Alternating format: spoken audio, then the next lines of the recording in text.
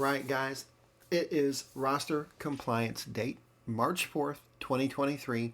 Now, remember I showed you how I already registered my team.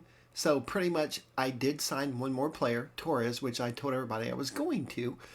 He's not registered. So here's what's going to happen. We're going to respond. It's going to take us to the registration. I'm currently at 29.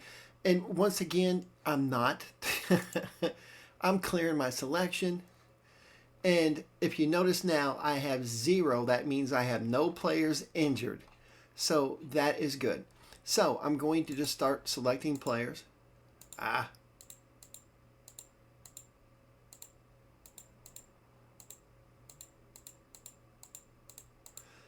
everybody on the senior team is going to be registered because I already would have moved them down if I didn't want them to be registered. And there's Torres.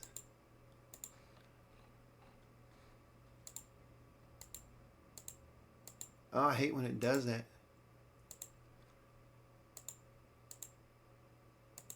Okay, I'm at 29. That's what I should have. All right. Now, I'm going to show you something here real quick. Say, for example, you don't register Carlos. Okay. And I'm going to save this just in case I goof it up because that's the last thing I want to do. But say I forget to register a key player or I forget to register any player that I want. When you hit confirm, it's going to warn you. It's going to say this player is going to be waived because I have not registered him. And then it goes on to tell you, after the March waiver draft date, waived players who have guaranteed contracts will still count against the salary cap the remainder of the season. He does not. But that doesn't matter. So it asks me, do I want to go ahead and continue? If I hit yes, then he's waived automatically. All right. If I hit no, then it brings me back here and I can go ahead and register him. All right. Now, it's not going to waive your designated players. If you leave them off, it won't waive them, but it's going to tick them off because they're not registered for the season. Now, one thing about the compliance date, okay? Basically, this just means it's the start of the season. It's not your final roster. You can add to it. You can take away to it. You can do whatever you want to, okay? Until roster freeze date, which isn't for a while. All right, so I have the whole season to kind of fine-tune my roster. Now, here's things to keep in mind.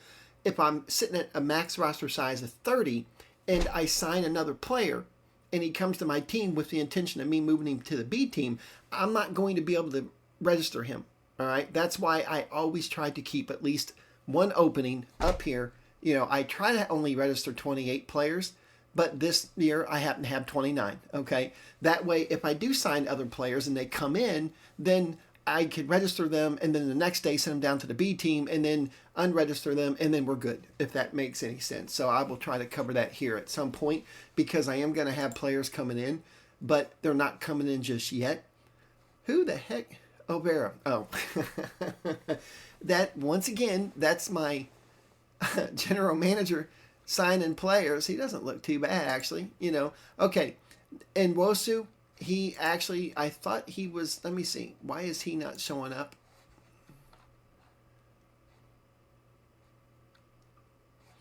That's interesting.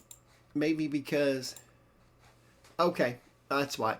He's joining 1/1/2024, so evidently he hasn't agreed to his contract yet. He's going to be a good little player. I mean, he's going to be a good little player. He's going to be a striker, and he's going to probably be in the B team for a little while. But, you know, I mean, I got him pretty much for hardly anything, so you got to take advantage of that. But anyway, when players come in, like say in Wosu's going to say he came in next week, okay? If I am at my cap of 30, I'm not going to be able to register him.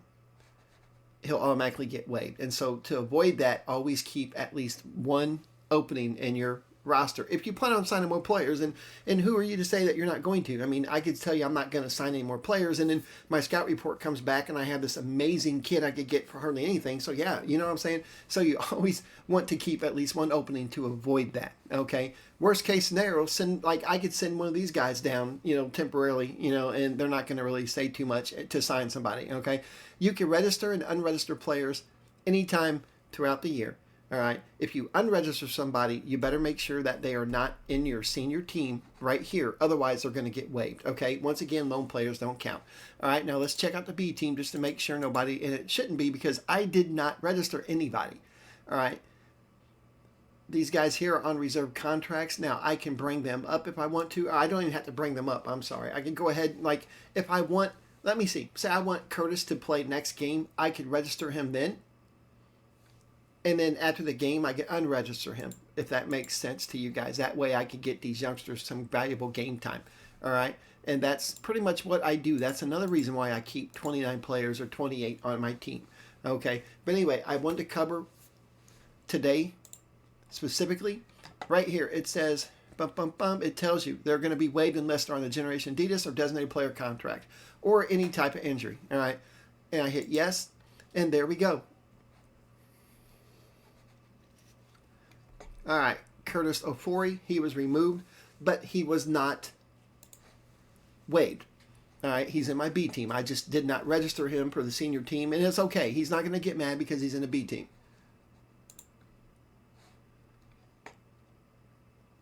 Oh, okay, cool.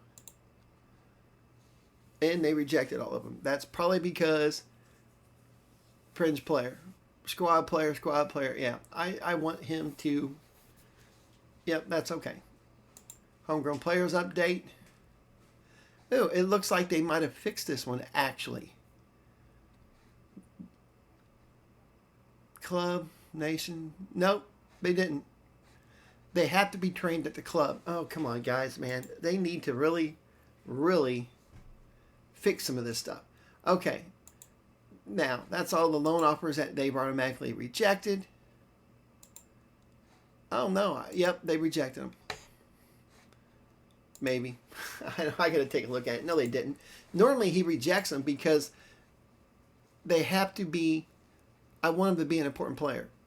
And these guys are not. So, okay. Yep. Anyway, I'll take a look at that later. But what I wanted to show you is 04. See? He's still in the team. He's not been waived. Okay. And I want to get rid of some of these guys. I wish they would, but oh my God. Anyway, that takes care of that. I'm going to have 1 or 2 more episodes of Lost in MLS as things come up. I'm going to bunch them together. Like, for example, next year I can tell you that I'm going to sign another designated player and keep the same 3 that I have, and I'll show you how to do that designated player buyout. I'll show you that. I'll show you a few other things as they come in. But if you want to see how this team develops, then check out my Building a Dynasty save, which I'm going to make episode 1 here after this one and introduce you to the team and go through staff and just go through everything I do on day 1. You know, so it's going to be kind of fun. But anyway, guys, if you like that video, please leave a thumbs up. It helps other people be able to find this video and add some questions, you know, drop some comments and subscribe for more videos. So until next episode, thanks for watching and have a good night.